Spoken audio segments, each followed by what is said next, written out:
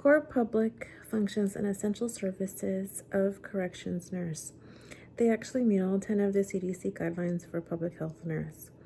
As a correctional nurse, you have to monitor health status to identify and solve community health problems, whether it be a spread of a virus such as the COVID virus. I have some friends that work at a facility, and they say that the inmates are experiencing a big outbreak of the COVID virus. So one of the things is having to monitor health status of every one of those inmates that are affected by the current virus. The second thing is diagnose and investigate health problems and health hazards in the community. So, for instance, if there's an outbreak of an STI, or if there's, an outbreak of dysentery, we're going to have to look and see where that's coming up, or any foodborne illness. They will have to investigate health problems and health hazards. This also goes towards substance abuse issues and withdrawal. Many nurses have to deal with that are working in the correctional facility. The third one is inform, educate, and empower people about health issues. Now, this can be challenging, especially in a correctional facility. However, it's still our job to educate our patients in substance abuse withdrawal, and giving them the power to change their life, and having them feel like they have the power to do that while they are in a correctional facility. And number 4, mobilize community partnerships in action to identify and solve health problems. At a correctional nurse level, this is going to be reaching out to mental health spectrums, making sure that patients are getting the mental help that they need, again, in regards to substance abuse or trauma that occurred in their life. Sometimes inmates have personality disorders, and that's another thing that they are going to need help with. So we have to mobilize community partners. So that's kind of a limiting in a correctional facility. However, they still have those resources available to them. Number 5 is develop policies and plans that support individual and community health efforts. So, for instance, if we have an illness that is broken out due to hand hygiene or any kind of hygiene, it's developing policies such as wash your hands, just like we are right now in COVID, or wearing masks. Those are policies that are applied in the jail as well.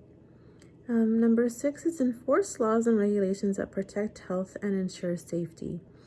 For this kind of setting, this may be being a patient advocate, enforcing the HIPAA law, making sure that every one of those inmates that has an illness is getting the type of help that they need. Number 7 is link people to needed personal health services and assure the provision of health care when otherwise unavailable. So if a patient has a chronic illness such as diabetes or hypertension, it's linking that patient to the necessary outlets that they need. For instance, if they have diabetes, it's getting that diet under control, showing them how to take blood sugar, which is going to be challenging because inmates are not allowed to have lancets, but it's having them come to a nurse and giving them the signs and symptoms of hyperglycemia or hypoglycemia. And number 8 is assure competent public and personal health care workforce. So one of the things of an RN at a nursing facility is you are in charge of a staff. So you might have LVNs or NAs that are beneath you. It's rallying them up and being a leader, and making sure that everyone is performing at their utmost ability, and also making sure that they're really there to provide patient care that the inmates need. The other thing is evaluate effectiveness, accessibility, and quality of personal and population-based health services. That can be challenging in a correctional facility, simply because a lot of correctional officers feel like maybe the prisoners don't have to have high quality health care.